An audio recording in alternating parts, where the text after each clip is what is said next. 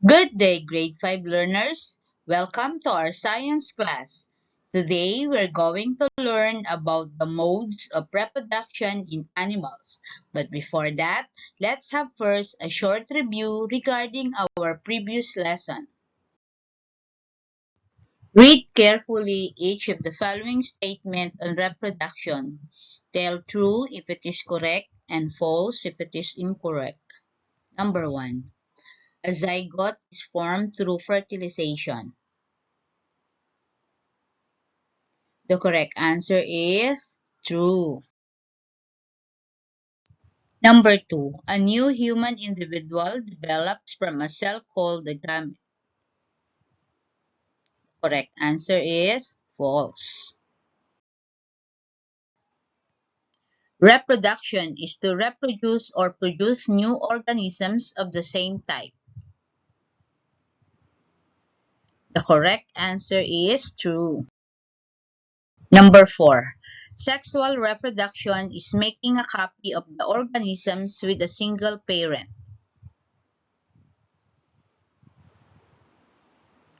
The correct answer is false. And the last one, the reproductive system is the collection of internal and external sex organ in both males and females. The correct answer is true. Did you answer the questions correctly? Very good. Now let's have riddles about animals. Number 1. I lay eggs in water. I like to hop around. I'm green but I'm not a leaf. I have a long tongue but I'm not a giraffe. What am I? Correct. It is a frog. I start as a caterpillar. I go through metamorphosis. I feed on nectars but I'm not a bee. I'm colorful but I'm not a rainbow. What am I?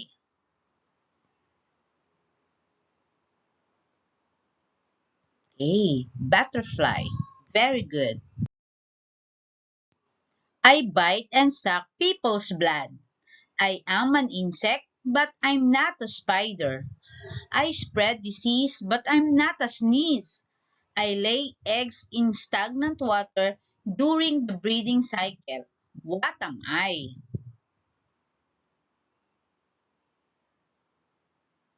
The answer is mosquito. I have legs and tails. I am your best friend. I use my nose to sniff food. I get pregnant when the heat cycle period occurs. What am I?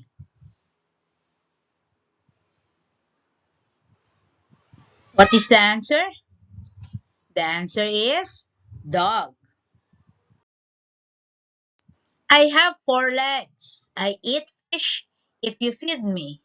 I have just one, but with 8 to spare. I ovulate every 1 to 3 weeks with contact stage. What am I? What is the answer? Correct. Cat. How do animals like butterflies, cats, dogs, frogs, mosquitoes grow in number? Animals through reproduction grow in number. Reproduction is the process by which an organism reproduces another individual, biologically similar to the organism. Butterflies, cats, dogs, frogs, and mosquitoes are examples of animals that reproduce sexually. Sexual reproduction occurs when sex cells from two parent animals, one male and one female, unite to create a new animal through fertilization. The fertilized egg is called the zygote. Examples of animals that undergo reproduction are butterfly, cats, dogs, frogs, and mosquitoes. The animals mentioned above reproduce sexually, though they have different means of reproducing.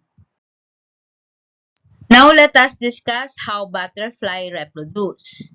Sexual reproduction begins when the male and female animals release pheromones or sex stimulants into the environment. As the female lays the eggs, they are fertilized by the stored sperm and wrapped in a cocoon.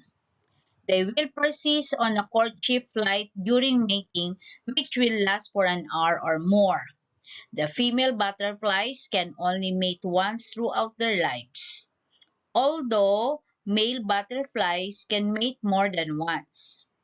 Also, a female butterfly lays from 100 to 300 eggs in about 4 days during her life. After being laid, the eggs hatch for about 4 days.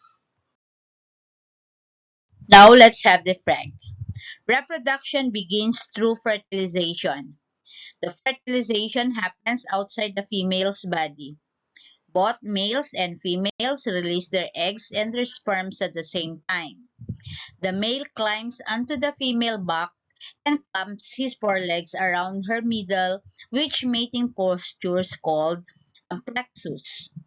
They will stay in this position for hours or perhaps days until the female releases as few collectively or as many as several hundred eggs. Some frogs mate in the three branches over stagnant pond and streams. Usually, the eggs will hatch about 6 to 21 days average after being fertilized. The gestation is approximately 33 days and frogs give birth 33 days after a successful mating. Mosquitoes. Reproduction begins with courtship. During mating, the male deposits sperm into the female through a small pouch in her abdomen. After mating and sucking down some blood, the female will rest for a few days to lay eggs in water, swamps, or anywhere with sufficient moisture. This mode of reproduction happens to mosquito. Male mosquitoes only live for a week and don't have any purpose after mating with the female. So mosquitoes only copulate once. The female mosquito only requires the sex cells of one male for the remainder of her life to produce a few batches of eggs. Thus, the whole life cycle of the mosquitoes from an egg to an adult stage takes approximately 8 to 10 days. Dog. Reproduction begins the stages during the heat cycle. The males are most fertile when fully mature. They act moody during this stage to people and show affection to their partner. When the females of this kind of animals ovulate, they get pregnant. This mode of reproduction happens in dogs. A heat period that would last for 3 weeks is being experienced by females of this animal. The length of pregnancy in dogs is 61 to 65 days, usually with an average of 63 days. This means that about 63 days after a dog is impregnated, it will have its offspring. The female dog should always be bred with a smaller male dog. Please copy and answer the following activities in your notebook.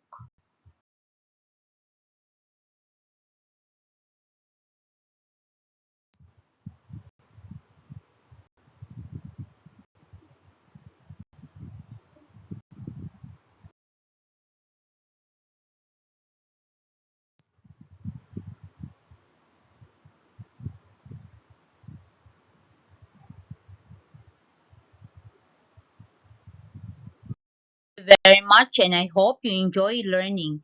Keep safe everyone. Goodbye.